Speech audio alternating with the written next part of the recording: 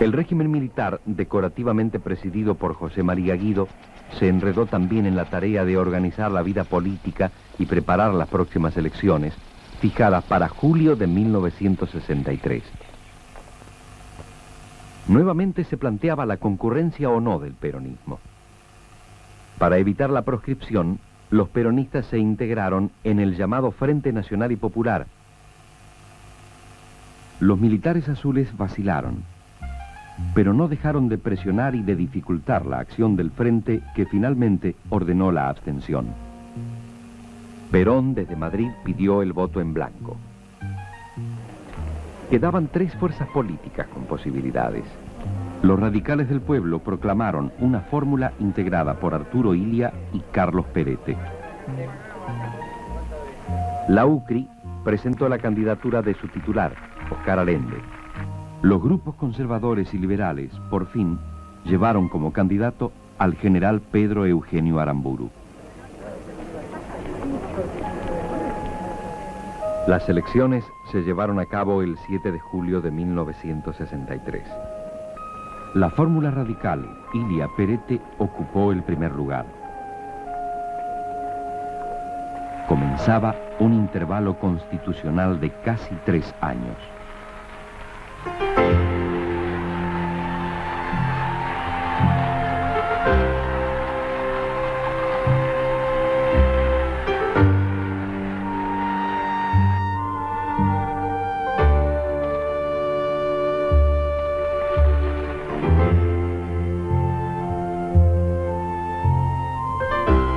Illia era un viejo político radical y un médico que había ejercido su profesión durante varias décadas en el pueblo de Cruz del Eje, en Córdoba.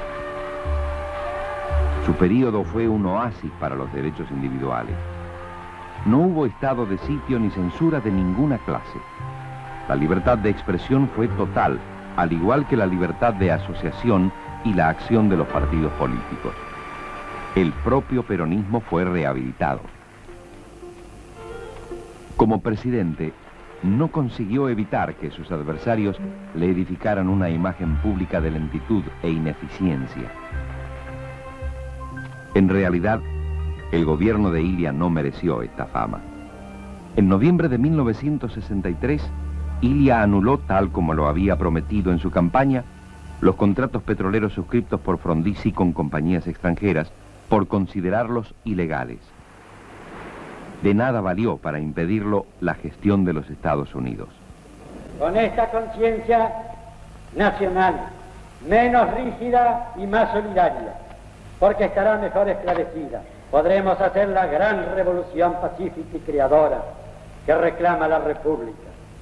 La revolución del orden, sin la explosividad anárquica, porque acataremos voluntariamente la vigencia del derecho. Podremos así abatir los obstáculos que desde hace tiempo impiden el desarrollo nacional. La política económica radical, dirigida primero por Eugenio Blanco y después por Juan Carlos Pugliese, tuvo una clara orientación nacional. El país no cedió a las presiones del Fondo Monetario Internacional y mantuvo firmes posturas en el Banco Mundial y en el Club de París. Aunque la oposición de los sindicatos peronistas fue muy áspera desde un comienzo, Illia no se dejó tentar por una postura antiobrera. Por el contrario, hizo promulgar la ley del salario mínimo vital y móvil. La Argentina se mantuvo fiel a la tradición irigoyenista durante la crisis de la República Dominicana. Illia se negó a enviar tropas argentinas al Caribe para respaldar la invasión norteamericana. El país creció en esos años. Su economía pareció estabilizarse. El general de Gaulle, presidente de Francia, que visitó la Argentina en octubre de 1964, pudo ser recibido por un presidente constitucional y por un vicepresidente constitucional y hablar en el Congreso.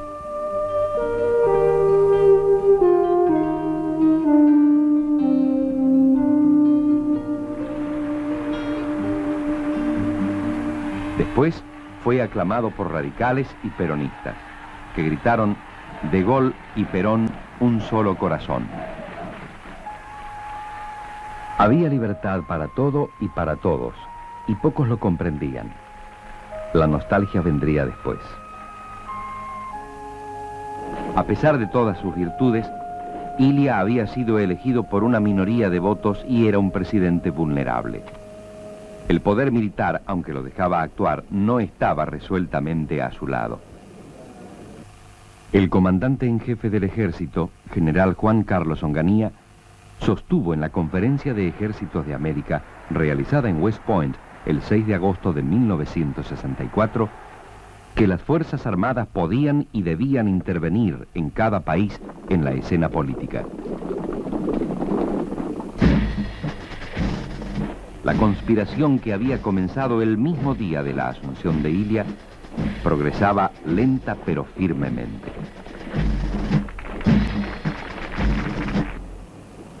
En marzo de 1965, el gobierno, cumpliendo con lo prometido, convocó a elecciones de diputados y gobernadores en las que el peronismo, con el nombre de Unión Popular, pudo participar. La Unión Popular ganó con casi el 30% de los votos.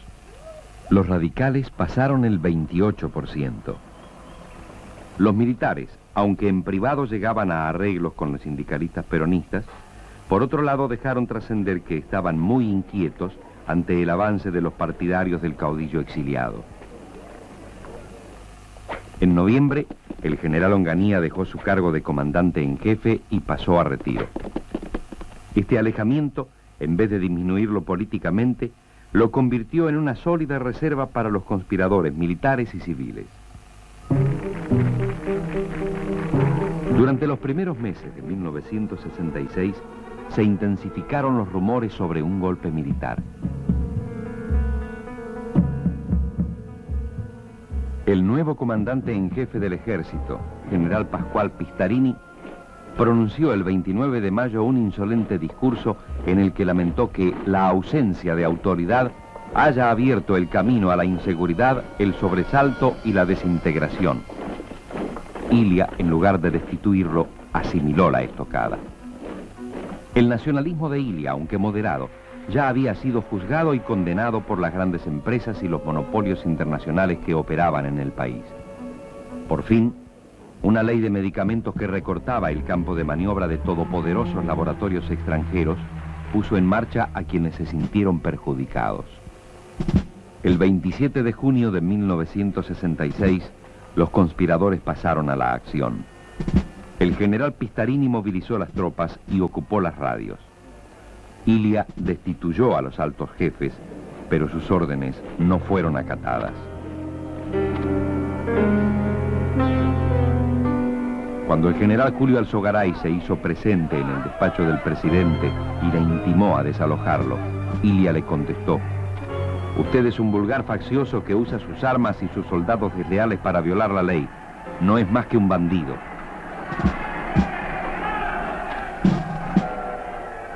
Finalmente, un destacamento de lanzagases de la policía, al mando de un coronel, expulsó al presidente constitucional. Un nuevo golpe militar se había consumado.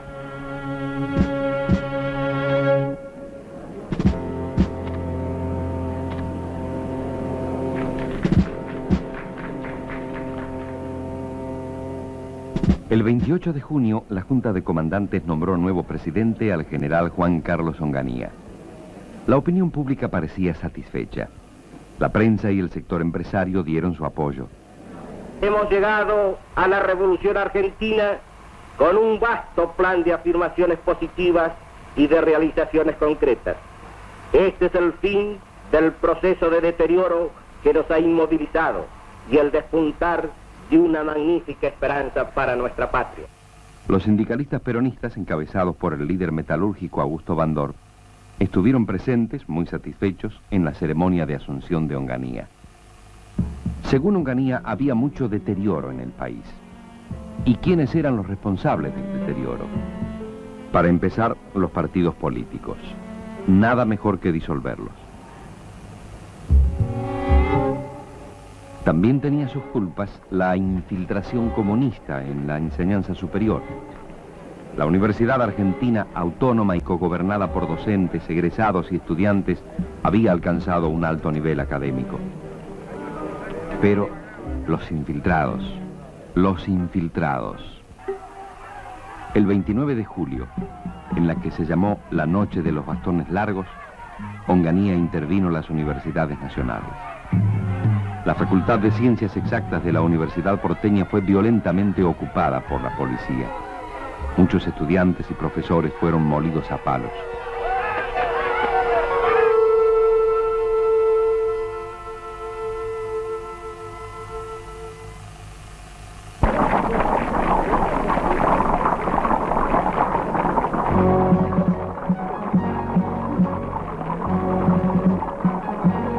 Al general presidente se lo veía cómodo visitando en carroza la sociedad rural.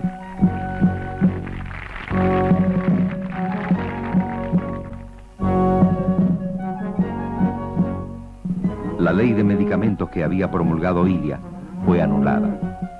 Se liberó el mercado cambiario. La fundamental medida de orden económico tomada hoy consiste en la liberación del mercado cambiario, el que continuará vigilado en la medida indispensable para evitar el uso abusivo de divisas y las operaciones especulativas. Adalbert Krieger Bacena, el nuevo ministro de Economía a partir de 1967, era un confiable personaje del elenco estable. Se achicaron los sueldos reales de obreros y empleados y empezó la desnacionalización de la industria argentina. Los trabajadores lanzaron sus planes de lucha. Junto a una central obrera dispuesta al diálogo con el gobierno, surgió otra CGT más combativa, dirigida por el gráfico Raimundo Ongaro. El 8 de octubre de 1967 fue muerto en Bolivia Ernesto Che Guevara. En la siguiente década, el desarrollo de la guerrilla urbana sería un dramático telón de fondo para los países del Cono Sur.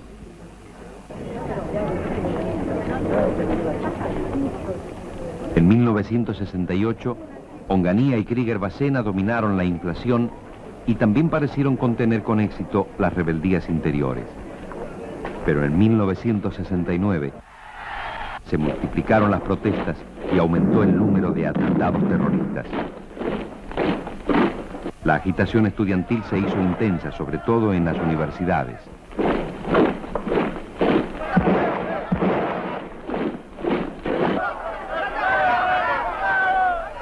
El mes clave fue mayo.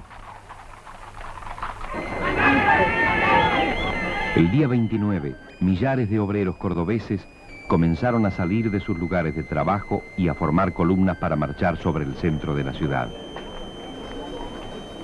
Enseguida empezaron los encontronazos con la policía. Los estudiantes se sumaron a los obreros. Se construyeron las primeras barricadas y se quemaron los primeros autos.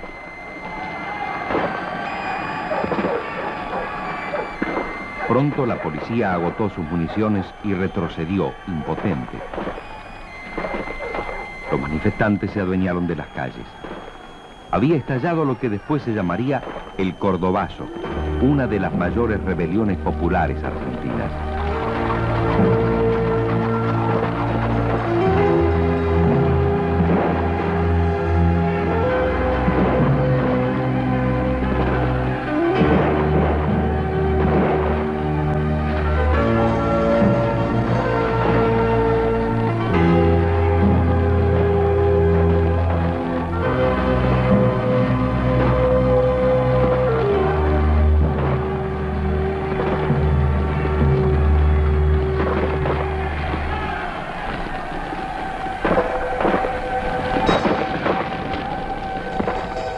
La misma tarde del 29, el gobierno movilizó al ejército.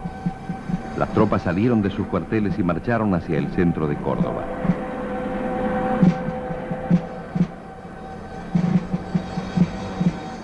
El ejército estableció el toque de queda y ocupó militarmente la ciudad.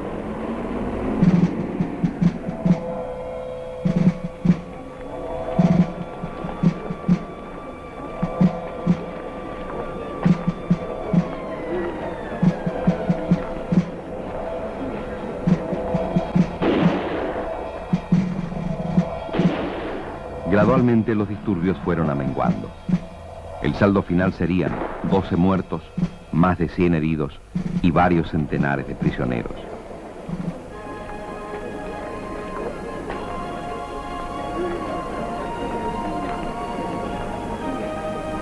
Aunque se había restablecido el orden, los días de Onganía estaban contados.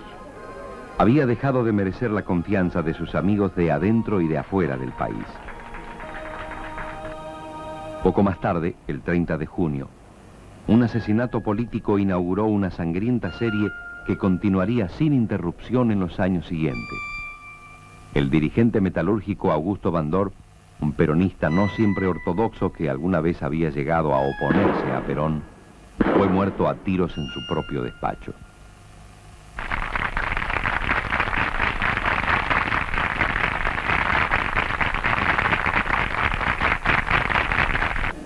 Durante los primeros meses de 1970, Onganía siguió perdiendo su autoridad. Hubo movimientos internos en las Fuerzas Armadas. Se hablaba de la creciente actividad del expresidente provisional Aramburu, para algunos, una carta de recambio frente a Onganía.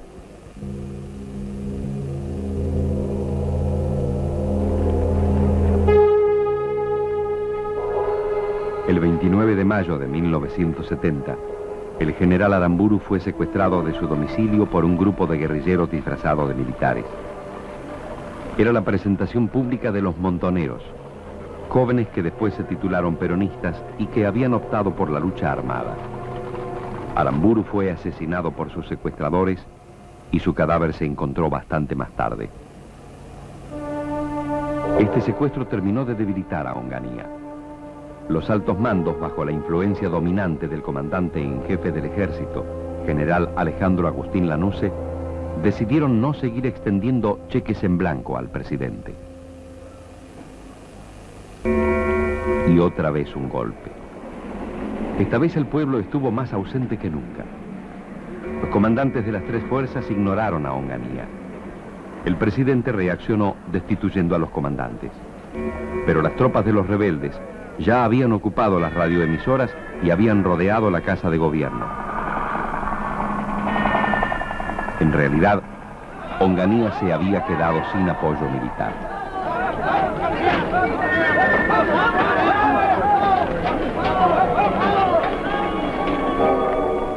Corría el tremebundo rumor de que Onganía solo saldría de su despacho con los pies para adelante. La verdad es que fue más dócil. Se trasladó a la oficina del Estado Mayor Conjunto, donde sesionaba la Junta de Comandantes, y presentó allí su renuncia. Después dio un portazo y se marchó a su casa. Poco después, la Junta anunció la designación de un nuevo presidente.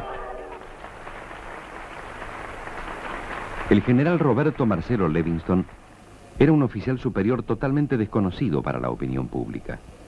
El sentido de su designación era que el verdadero poder descansaba en la Junta y que ésta podía nombrar a quien se le ocurriese.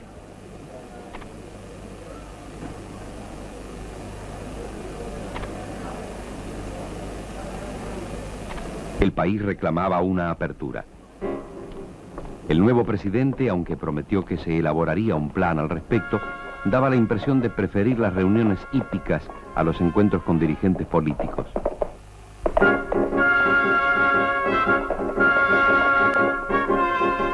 El 11 de noviembre de 1970 quedó constituida la Hora del Pueblo, una agrupación de partidos en la que figuraban también los dos mayoritarios, el radicalismo y el peronismo, y que precisamente significó la reconciliación de los dos partidos populares.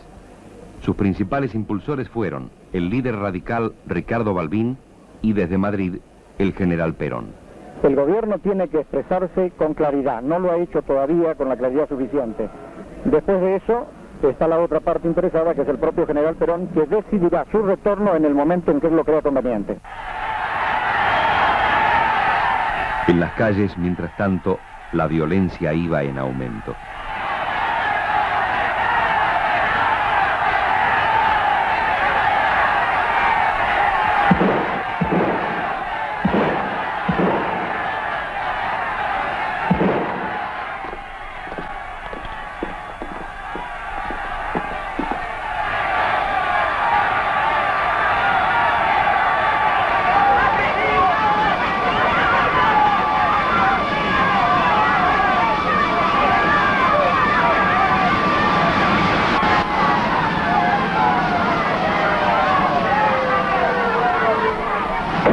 La guerrilla se incrementaba y también la represión, que empezaba a copiar y mejorar los métodos de sus adversarios.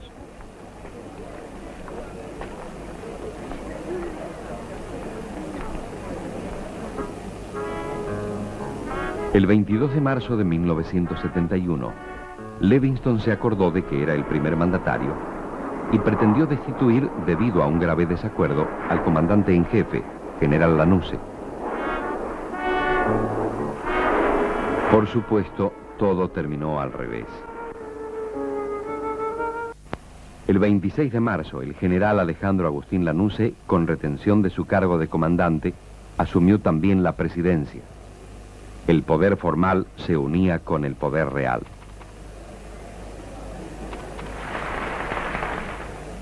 La apertura se consolidó. Los partidos políticos fueron rehabilitados el 7 de abril. La experiencia militar parecía batirse en retirada. Al menos por el momento, no tendría éxito el plan de la oligarquía agrofinanciera que aspiraba a convertir al país en una nueva factoría junto a sus aliados extranjeros. Seguía habiendo peronistas y seguía habiendo radicales.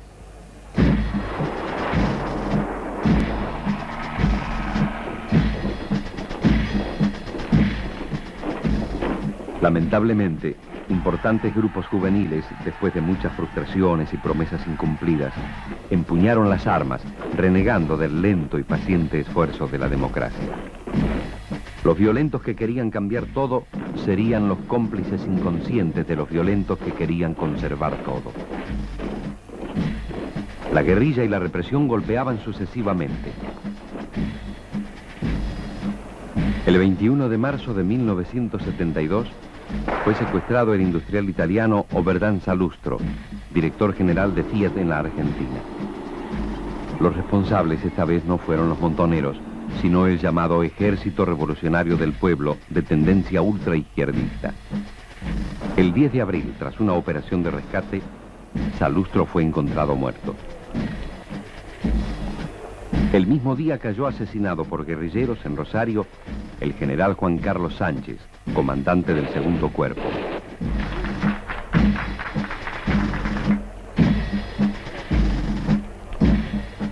En agosto se produjo una matanza en la base naval de Trelew. 16 guerrilleros murieron baleados por quienes los custodiaban. Según el gobierno, habían procurado huir. Otras versiones indicaban que se había tratado de una virtual ejecución en masa. Sobre este fondo de sangre y reclamos de venganza, la actividad política se hizo más intensa.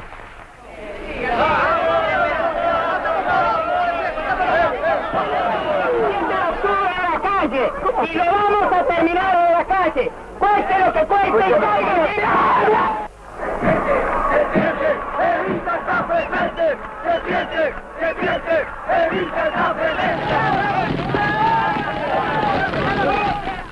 Desde Madrid, Perón impulsó primero una alianza electoral con el radicalismo.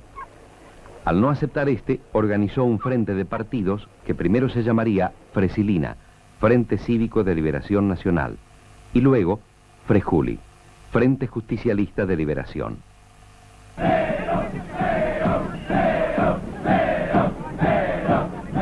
El cuerpo de Napoleón ha sido recuperado para el pueblo por los montoneros y la juventud peronista. Hay un sector de un peronismo autodenominado combativo. ¿Usted cree que puede haber alguna diferencia en el peronismo? Bueno, los muchachos se ponen calificativos propios, pero eso no quiere decir que obren de distintas maneras. Bueno, los hay ortodoxos, los hay heterodoxos, los hay combativos, los hay contemplativos, pero todos trabajan. Y el acuerdo nacional que ya había establecido el gobierno. Bueno, el gran acuerdo nacional, que solo estuvo en la imaginación, tenía un solo objetivo: provocar unas elecciones para entregar el gobierno y salvar el prestigio y el honor de las Fuerzas Armadas. Claro, lógicamente tenía que fracasar porque el objetivo era tan pequeño, porque el verdadero objetivo, lo que hay que salvar es a la República Argentina, no a sus Fuerzas Armadas.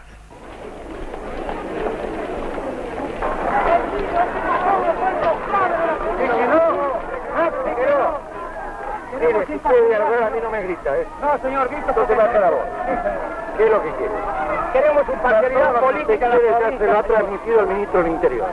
Esa ha sido nuestra clave de la provincia, señor. Si quiere dialogar, dé oportunidad para que el otro hable también. No venga a imponer de fe por su opinión. Nosotros necesitamos que venga como presidente a Formosa y recorra un poco los barrios y vea la miseria que hay acá en Formosa. Eso es lo que necesitamos. Y vea que acá arreglaron 2 cuadras y sale de acá, están los pastizales, las calles rotas, la intendencia no hace absolutamente nada, y vea todo el desastre que está ocurriendo en Formosa desde el aeropuerto, que el señor presidente se hizo un negociado porque la pista no anda y se han hecho 2 aeropuertos. En un discurso que pronunció en el colegio militar, Lanuse fustigó a Perón y dijo: "No voy a admitir que me corran diciendo que Perón no viene porque no puede. En mi fuero íntimo diré, no viene porque no le da el cuero para venir". Sin embargo, el cuero le dio al viejo caudillo. Después de planificar cuidadosamente su regreso, Juan Domingo Perón volvió a la Argentina tras 17 años de ausencia, el 17 de noviembre de 1972. Perón se instaló junto a su esposa Isabel en un chalet de la calle Gaspar Campos, en Vicente López, zona residencial próxima a la capital. El lugar se convirtió en un centro de peregrinación, sobre todo para los jóvenes peronistas que no habían conocido personalmente al viejo caudillo. El radicalismo había decidido contribuir a la salida política, sellando la paz con sus adversarios de casi 3 décadas. Ricardo Balbín también estuvo en Gaspar Campos y conversó con Perón. Los partidos ya pensaban en las elecciones, que habían sido fijadas para el 11 de marzo de 1973. La Unión Cívica Radical llamó a elecciones internas para proclamar a sus candidatos y triunfó una vez más Ricardo Balbín.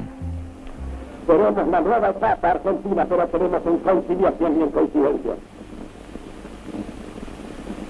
Rompimos las antinomias del pasado para construir para la juventud y no para nosotros el porvenir, endurecer el país. A los hombres jóvenes, el mérito de la última palabra. Hemos salvado para el país la posibilidad de la consulta. Ahora vayamos alegremente a la consulta. Tuvo, sin embargo, una fuerte oposición por parte del recién fundado Movimiento de Renovación y Cambio, que encabezaba Raúl Alfonsín, un abogado de Chascomús que representaba a los sectores juveniles y a otras líneas del partido. Perón también había hecho lo suyo. En esta primera vuelta solo estuvo en el país 28 días. Le bastaron para dejar definitivamente constituido el Frejuli. Aclamado por sus partidarios, volvió a partir el 14 de diciembre. Al día siguiente quedó consagrada la fórmula del Frejuli para las elecciones de marzo. La integraban el peronista Héctor J. Cámpora, delegado de Perón en la Argentina, y el veterano conservador Vicente Solano Lima, desde hacía años compañero de ruta del peronismo. Era el verano y empezaba 1973. La campaña electoral estaba en pleno desarrollo. Los actos peronistas, en los que se mezclaban obreros y jóvenes montoneros, atraían a entusiasmadas multitudes.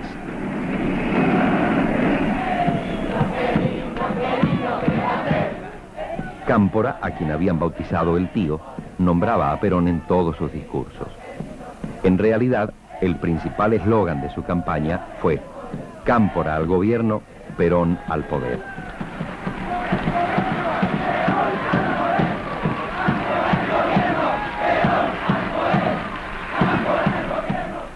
Las elecciones tuvieron lugar el 11 de marzo de 1973.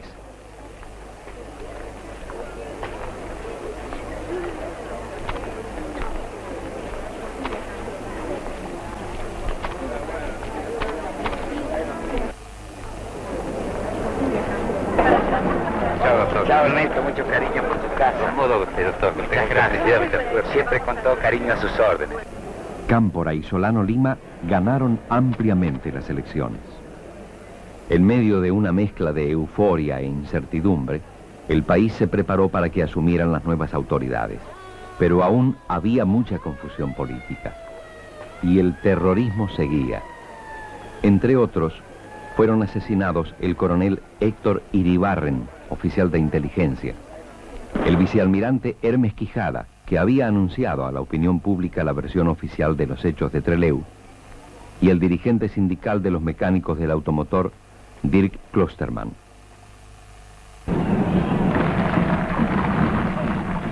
El 25 de mayo tuvo lugar la transferencia del poder. Desde la noche anterior, las plazas de Mayo y del Congreso fueron ocupadas por manifestantes.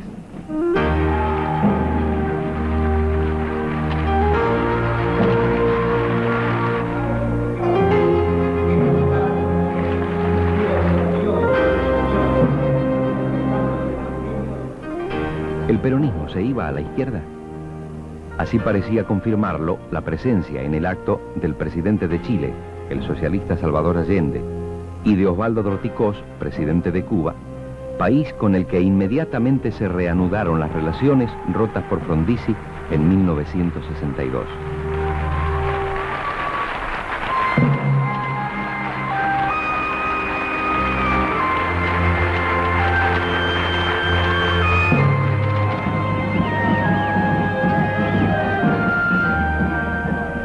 Sin embargo, dentro del gabinete de ministros de Cámpora, se advertía que Perón seguiría jugando, como lo había hecho siempre, con la derecha y la izquierda a la vez.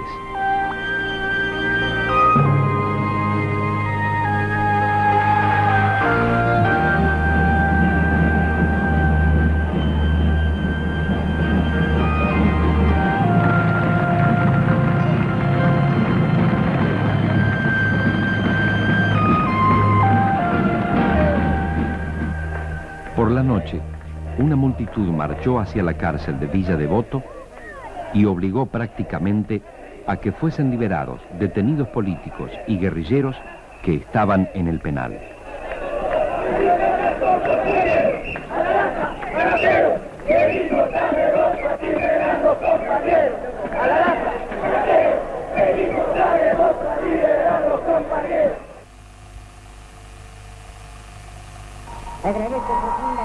El nuevo ministro de Bienestar Social era José López Rega, que tendría una breve y devastadora actuación en la vida argentina.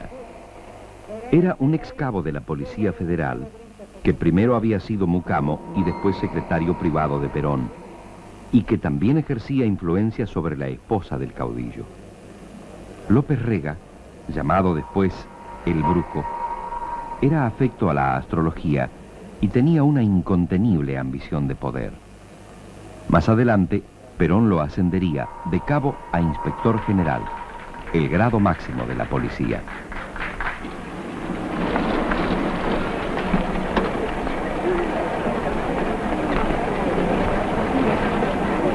Ahora, con Cámpora en el gobierno, se convino que el regreso definitivo de Perón a la Argentina tendría lugar el 20 de junio.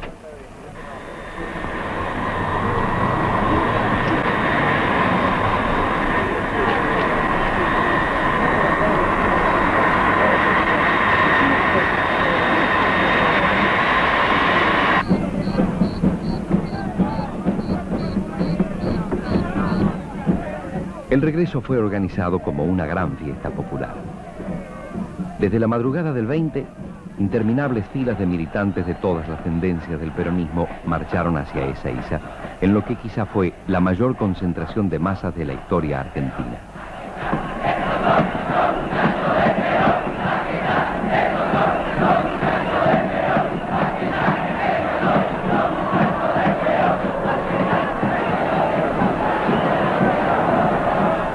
Cerca del aeropuerto de Ezeiza, se levantó un enorme estrado desde donde Perón y su esposa podrían dirigirse a la multitud.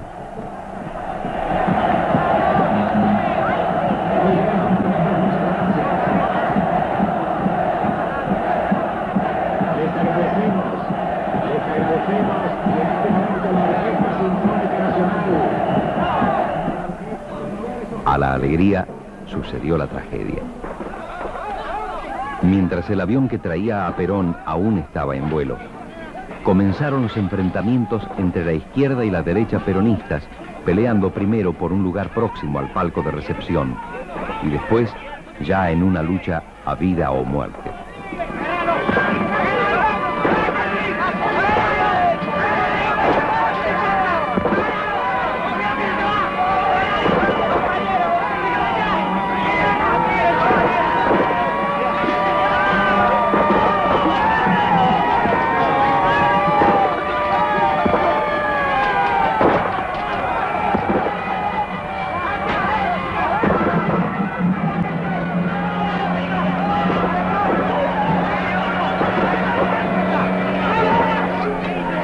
Varias decenas de cadáveres quedaron en el lugar o fueron recogidos por los respectivos bandos. Perón debió aterrizar en la base aérea de Morón y no hubo acto popular ni discursos. Había estallado el conflicto dentro del peronismo. La autoridad de Cámpora se debilitó notoriamente mucho más con Perón en el país. Algunas reuniones del presidente y su gabinete se llevaron a cabo en la residencia de Perón, en Gaspar Campos, en lugar de hacerlo en la Casa de Gobierno. Finalmente, tras presiones sindicales y de la ortodoxia peronista, Cámpora y Solano Lima presentaron sus renuncias el 13 de julio para facilitar el acceso de Perón al gobierno. Hubo diversas interpretaciones de esta actitud. Sostenemos que este ha sido una suerte de golpe de derecha que está movilizado sobre la base de un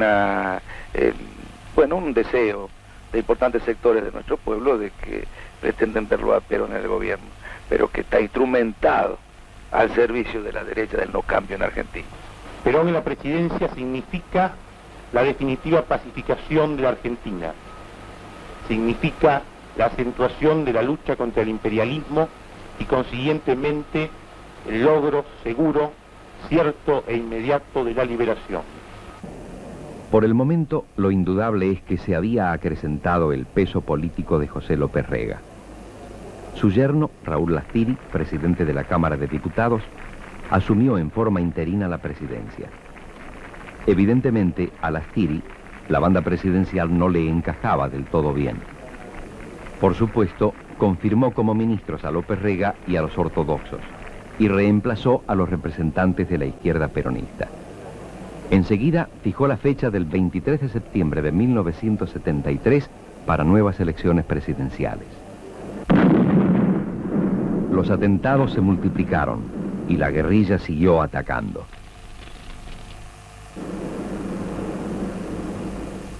Ante la violencia y la confusión reinantes, la candidatura de Perón fue vista como una posible solución.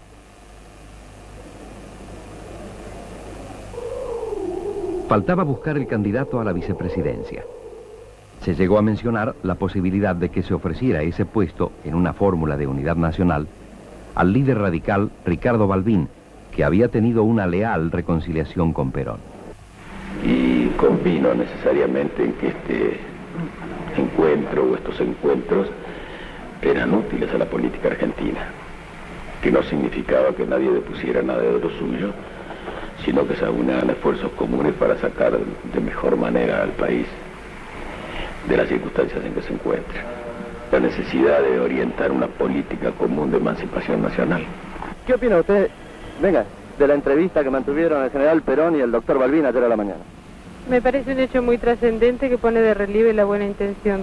En este momento tenemos que olvidarnos de las divisiones políticas. Opino que van a hacer algo muy bueno en la Argentina. La unión de los radicales con los peronistas es la mitad más uno del país, como es Boca actualmente. Sin embargo, Perón tenía 77 años, estaba bastante enfermo y no había garantías de que pudiera completar su periodo. Los propios peronistas insistieron en un segundo término de la fórmula que fuera también peronista. Finalmente fue elegida la esposa del caudillo, Isabel Perón, con lo que la fórmula del Ferjuli para el 23 de septiembre iba a ser Perón-Perón. Hubo diversas manifestaciones de apoyo a este binomio.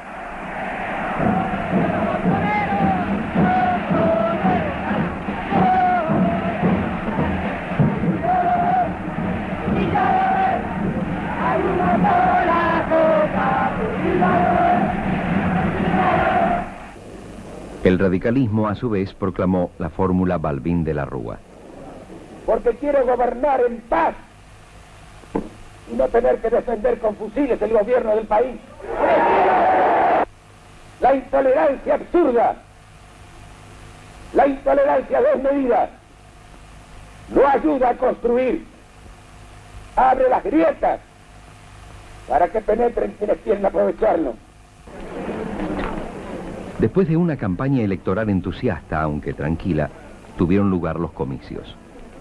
La fórmula Perón-Perón obtuvo una cómoda victoria con casi el 62% de los votos.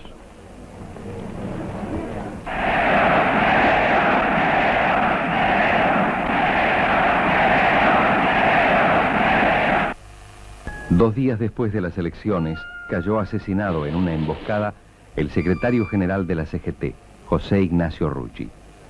El crimen fue atribuido a grupos radicalizados del propio peronismo. El 12 de octubre Perón asumió otra vez la presidencia, 18 años después de haber sido derrocado por una sublevación militar.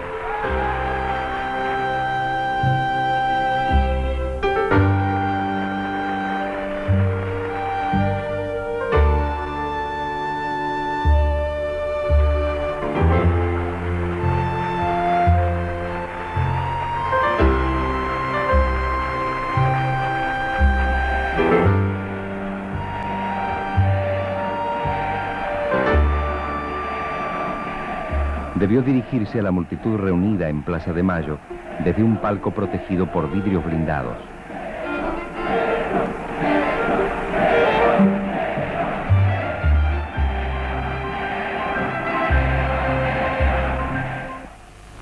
Los ataques de la guerrilla eran cada vez más audaces. El denominado Ejército Revolucionario del Pueblo fracasó el 20 de enero de 1974 en su intento de copar el regimiento de caballería blindada de Azul, tras una sangrienta acción. Una reunión del presidente Perón con los diputados de la Juventud Peronista demostró que este último sector perdía fuerza dentro del partido oficial. Todo aquel que se asocia con fines ilícitos configura el delito ese. Ahí nosotros vamos a pensar que eso lo justifica, no, el crimen es crimen, cualquiera sea el móvil que lo provoca. Como el delito es delito, cualquiera sea el pensamiento, el sentimiento o la pasión que impulsa al criminal. Acá hay otras cosas que se juegan. No nos vamos a tirar la suerte entre gitanos. Somos políticos todos. Y sabemos que así que se juegan otros intereses. Muy bien, señores. El que esté con esos intereses se saca la camiseta peronista y se va. Nosotros, por perder un voto, no vamos a ponernos tristes. Pero aquí debe haber una disciplina. Si se pierde esa disciplina, estamos perdidos todos. En el acto del 1 de mayo de 1974, Perón trató duramente a los montoneros que gritaban violentas consignas en Plaza de Mayo. Nutridos grupos de la Juventud Peronista se retiraron de la plaza llevándose sus carteles.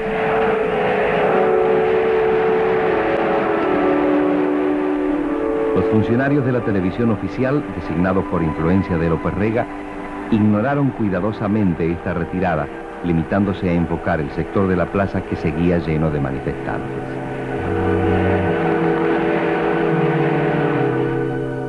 La salud de Perón decaía ostensiblemente. López Rega no era solo su ministro de Bienestar Social, sino también su secretario privado, su enfermero, y quien estaba a su lado para solucionar todos sus problemas. El 12 de junio, en un día frío y nublado, Perón hizo su última aparición en público. Habló de las dificultades económicas y pidió colaboración a todos los argentinos, criticando a sus propios partidarios por poner trabas en su gestión. Parecía una despedida del caudillo. Yo llevo en mis oídos la más maravillosa música que para mí es la palabra del pueblo argentino.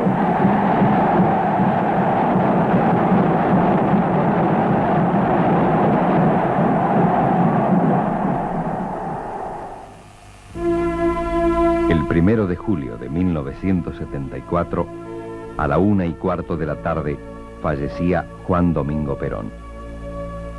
Tenía 78 años.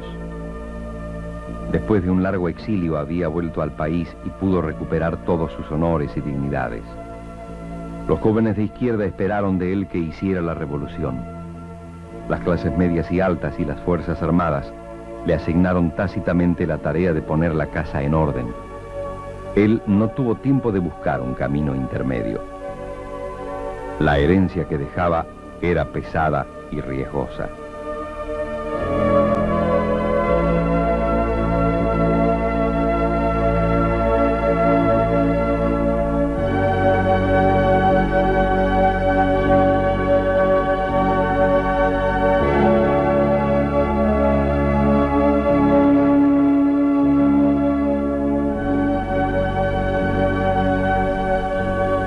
Antes de que el ataúd con los restos de Perón fuera llevado a su destino final, políticos, sindicalistas y militares lo despidieron en el Congreso.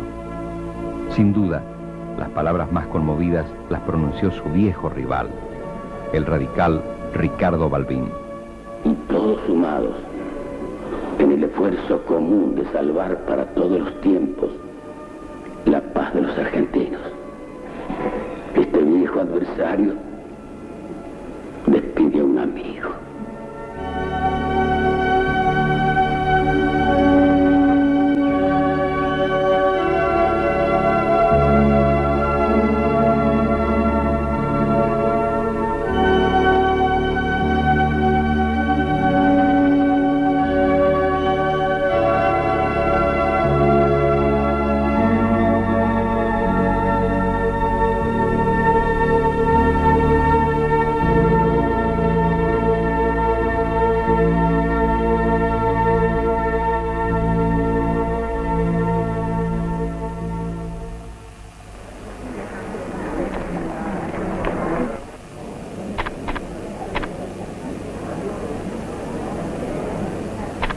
Isabel Perón se hizo cargo de la presidencia.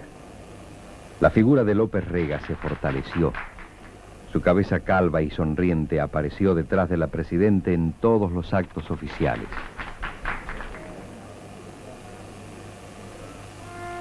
Prosiguieron los atentados y los asesinatos. La represión también se endureció. Fue muerto el ministro del Interior de la NUCE, Arturo Monroy. En plena avenida 9 de Julio asesinaron a balazos al diputado peronista de izquierda Rodolfo Ortega Peña. El escritor y político trotskista Silvio Frondizi, hermano del expresidente Arturo Frondizi, fue secuestrado en su propia casa y también asesinado. Los montoneros peronistas desconocieron la autoridad de Isabel y de hecho pasaron a la clandestinidad. También se presentó en escena una organización clandestina de derecha, la AAA, o Alianza Anticomunista Argentina, que se adjudicó varios secuestros y crímenes. Se sospechaba que López Rega era el organizador de la AAA con la colaboración de elementos militares y policiales.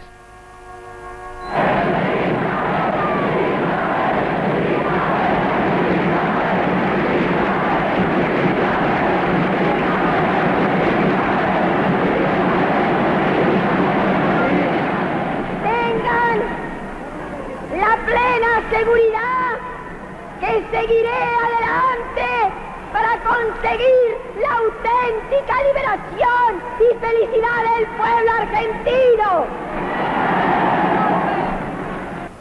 La situación económica se deterioró.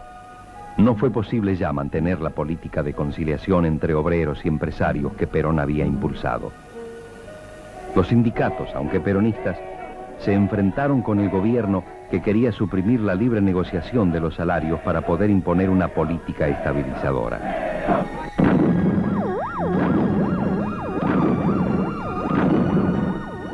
Mientras seguía la violencia en las calles y las Fuerzas Armadas ya habían sido autorizadas para encargarse de la lucha antiguerrillera, el crack económico amplió la crisis. El 2 de junio de 1975 se hizo cargo del Ministerio de Economía el ingeniero Celestino Rodrigo. Hubo devaluaciones, subas de precios, aumentos del costo de vida. La Argentina, de golpe, parecía haberse convertido en un país pobre. El sindicalismo incrementó su oposición. El 27 de junio, manifestaciones obreras repudiaron al ministro López Rega en Plaza de Mayo. Al día siguiente, Isabel replicó enérgicamente a los gremialistas. El conflicto se agravó y finalmente, el 7 de julio, la CGT llevó a cabo un paro general que se cumplió en forma total. Era la primera vez que una huelga general se declaraba contra un gobierno peronista. El enfrentamiento concluyó con el triunfo de los sindicatos. La era de López Rega había concluido. El brujo debió hacer sus valijas y salir del país el 18 de julio. El debilitamiento y desgarramiento del peronismo permitió que lentamente volvieran al primer plano del escenario las Fuerzas Armadas. El 28 de agosto hubo un golpe interno en el ejército. Algunos mandos desconocieron la autoridad del comandante en jefe, general Laplane.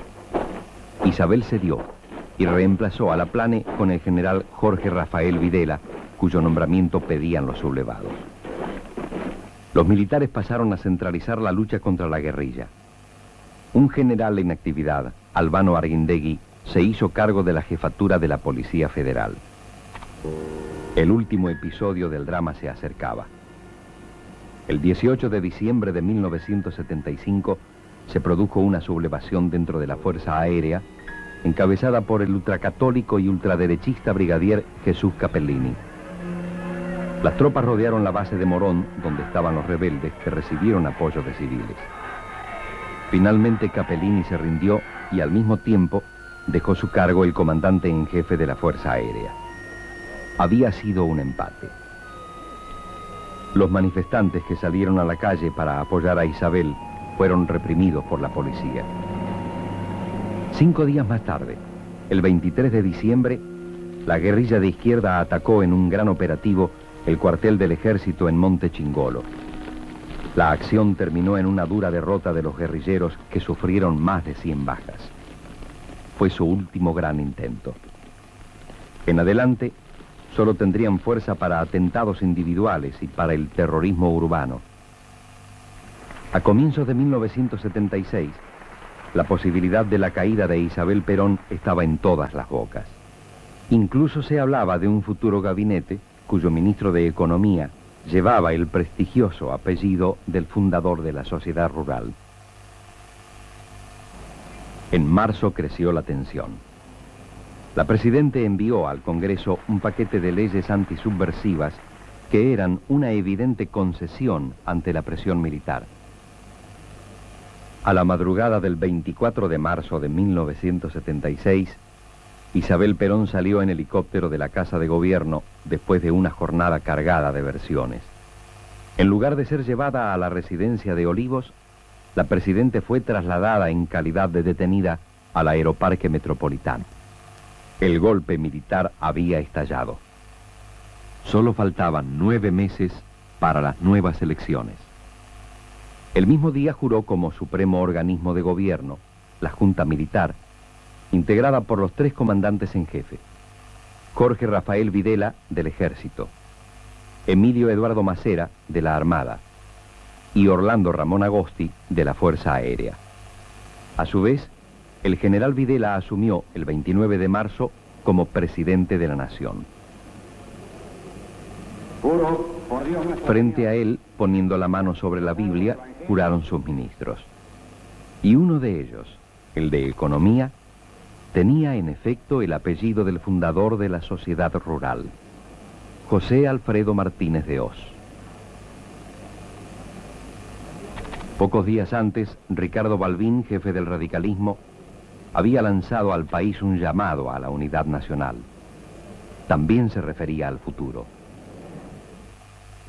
Si se espera la ruina, en la ruina encontrarán una bandera. No se realizará el país sino sobre las bases de la unión de los argentinos. La República se había perdido una vez más. La minoría que se apoderó del gobierno quiso que la Argentina volviera a ser el país anterior a Irigoyen. Una factoría feliz que exportara carnes y cereales e importara todo lo demás, desde automóviles y caramelos hasta doctrinas y libros. El proyecto era imposible. Sus consecuencias fueron una represión irracional, cientos de miles de desterrados, millones de hambreados y desocupados. Sus consecuencias fueron la especulación, la corrupción y una guerra perdida.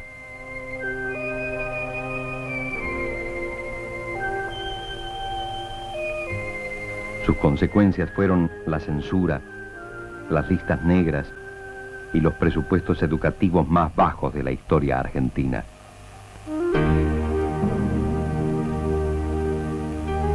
La lección que queda es que solo la unión nacional basada en la verdad y la justicia podrá devolvernos la salud.